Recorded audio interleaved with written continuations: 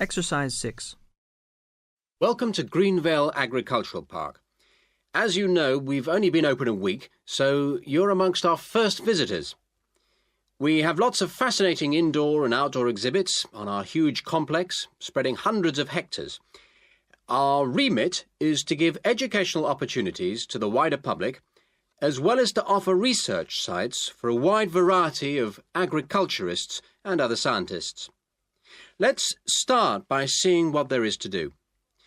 As you can see here on our giant wall plan, we are now situated in the reception block here. As you walk out of the main door into the park, there's a path you can follow.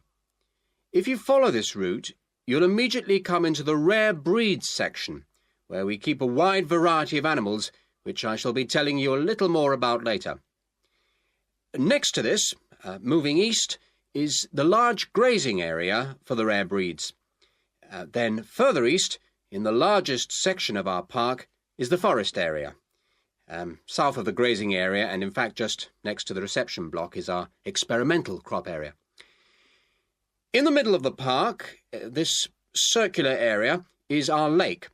These two small rectangular shapes here are the fish farms where we rear fish for sale. To the east of those is the marsh area, which attracts a great many migrant birds.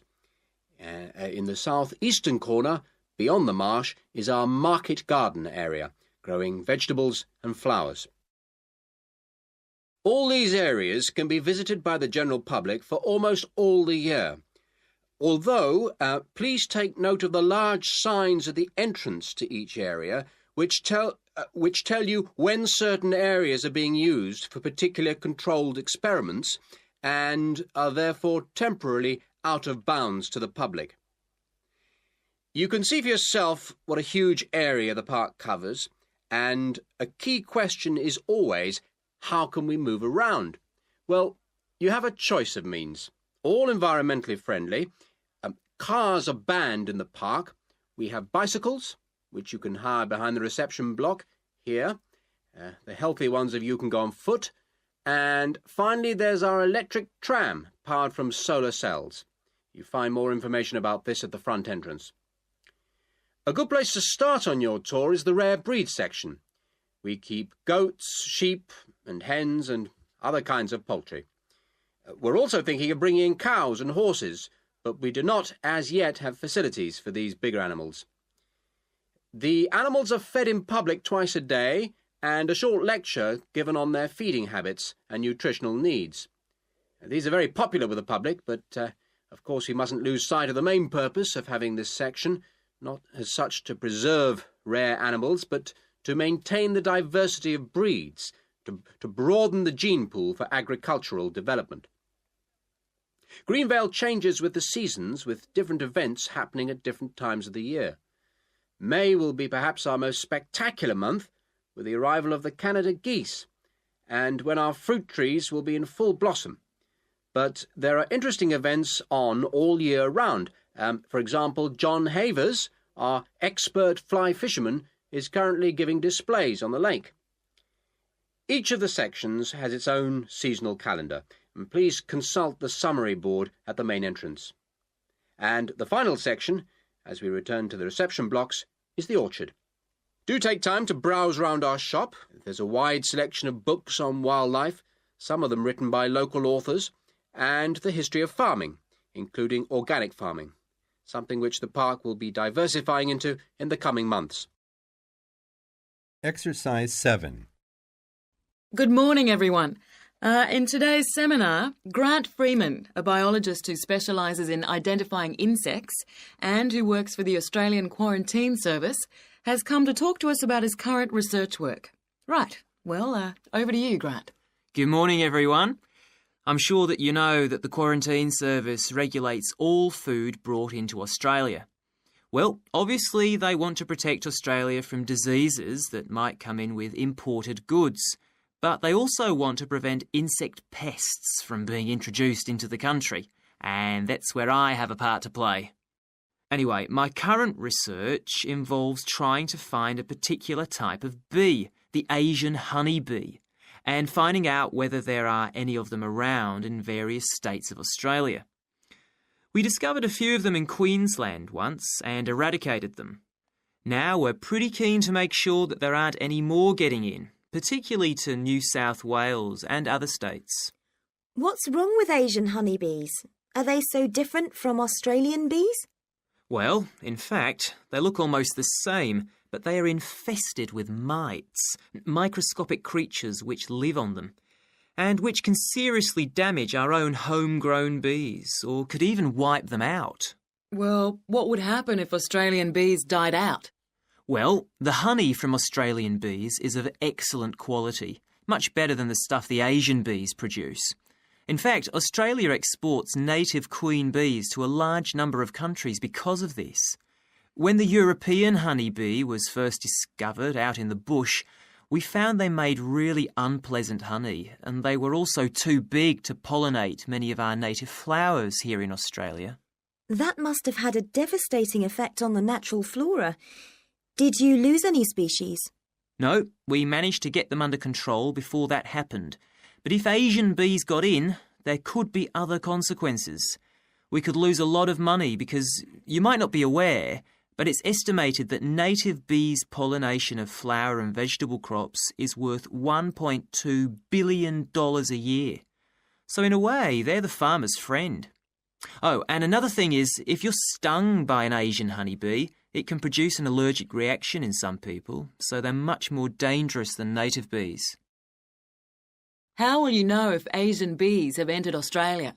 We're looking at the diet of the bird called the rainbow bee-eater. The bee-eater doesn't care what it eats, as long as they're insects.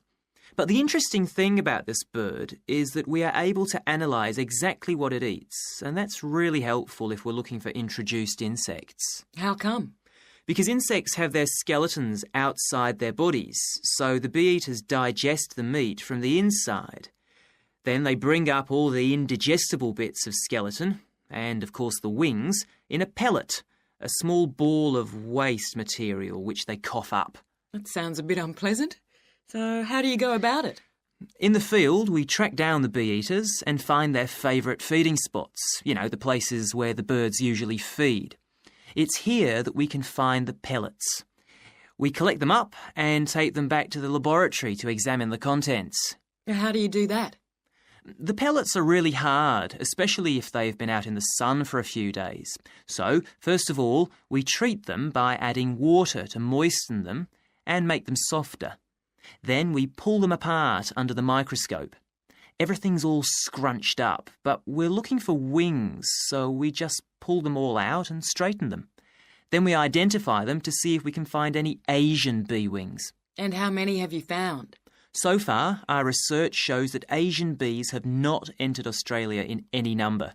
It's a good result and much more reliable than trying to find live ones as evidence of introduced insects. Well, that's fascinating. Thank you, Grant, for those insights. I hope that you might inspire some of our students here to conduct some similar experiments. Exercise 8. I've been doing some research into what people in Britain think of doctors, the ones who work in general practice, the first call for medical care, and comparing this with the situation in a couple of other countries. I want to talk about the rationale behind what I decided to do. Now, I had to set up my program of research in 3 different countries, so I approached postgraduates in my field in overseas departments, contacting them by email to organize things for me at their end. I thought I would have trouble recruiting help, but in fact, everyone was very willing, and sometimes their tutors got involved too. I had to give my helpers clear instructions about what kind of sample population I wanted them to use. I decided that people under 18 should be excluded because most of them are students or looking for their first job. And also I decided at this stage just to focus on men who were in employment and set up something for people who didn't have jobs and for employed women later on as a separate investigation. I specifically wanted to do a questionnaire and interviews with a focus group. With the questionnaire, rather than limiting it to one specific point, I wanted to include as much variety as possible. I know questionnaires are a very controlled way to do things, but I thought I could do taped interviews later on to counteract the effects of this. And the focus group may also prove useful in future by targeting subjects I can easily return to, as the participants tend to be more involved. So I'm just collating the results now. At the moment, it looks as if, in the UK, despite the fact that newspapers continually report that people are unhappy with medical care, in fact, it is mainly the third level of care, which takes place in hospitals, that they are worried about. Government reforms have been proposed at all levels, and although their success is not guaranteed, long-term hospital care is in fact probably less of an issue than the media would have us believe.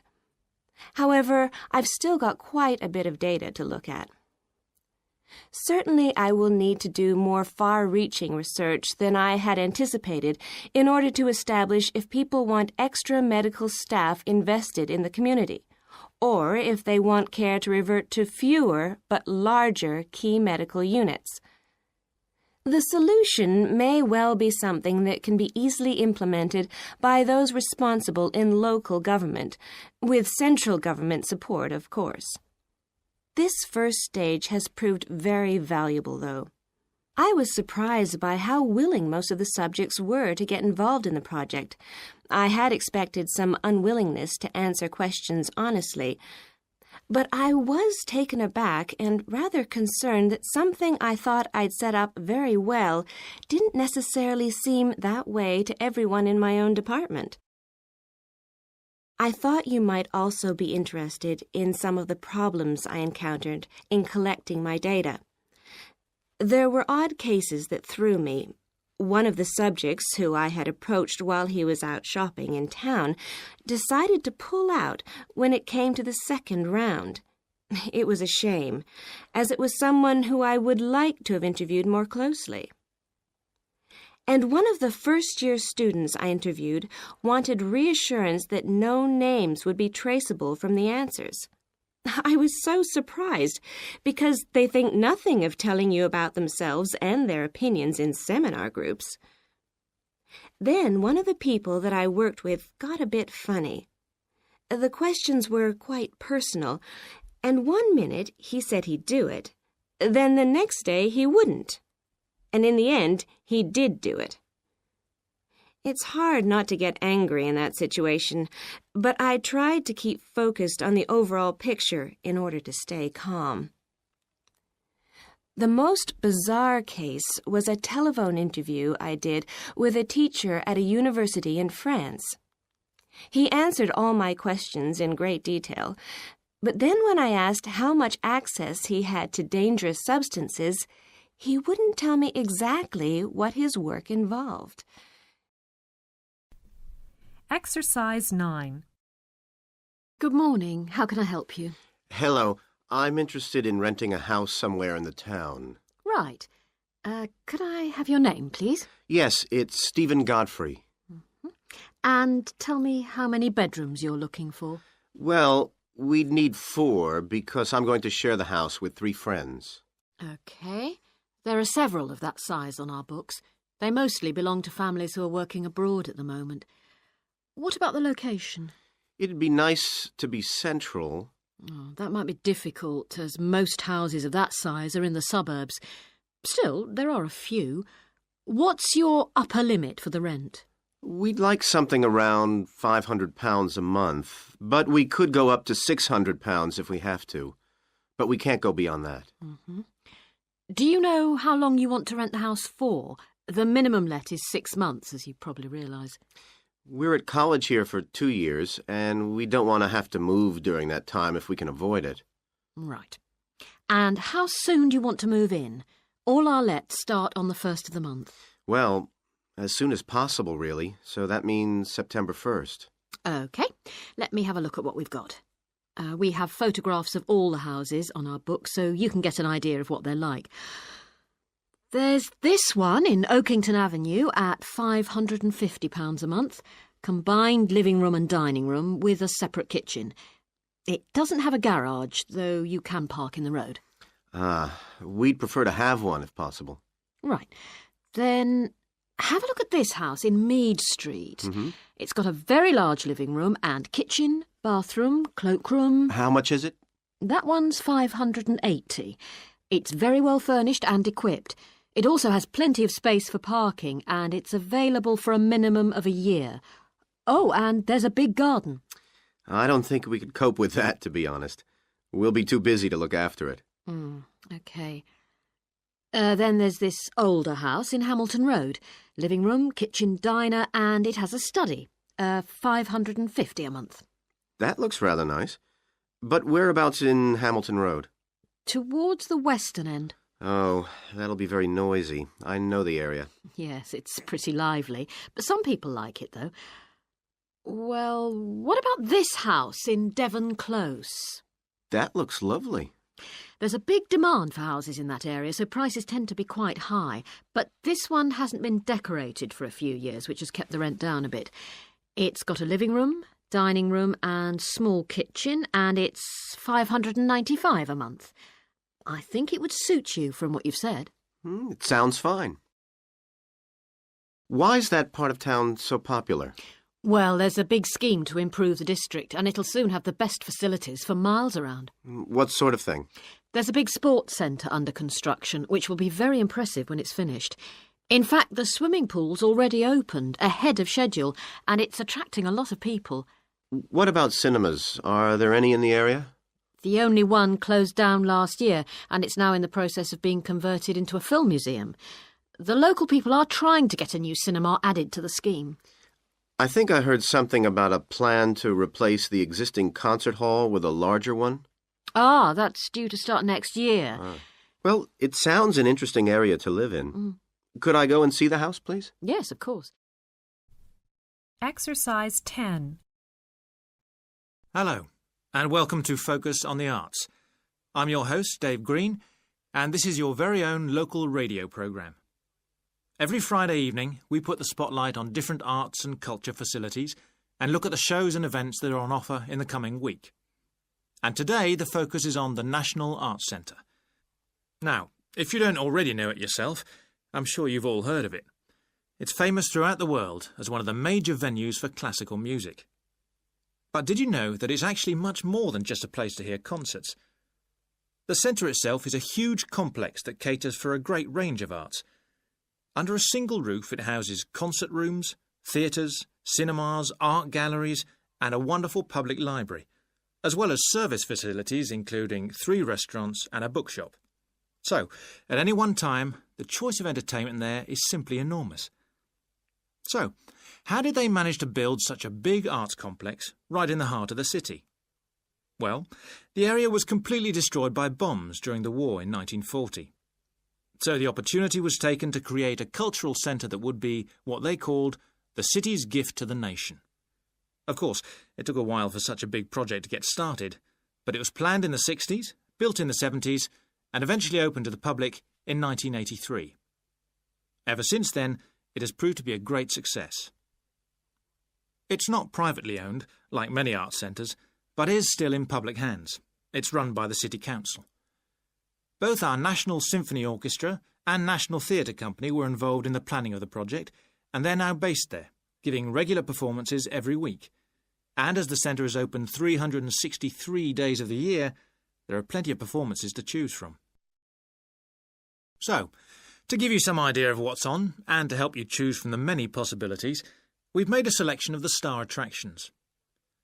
If you're interested in classical music, then we recommend you go along to the National on either Monday or Tuesday evening at 7:30 for a spectacular production of The Magic Flute, probably the most popular of all Mozart's operas. It's in the Garden Hall, and tickets start at only £8, but you'll have to be early if you want to get them that cheap.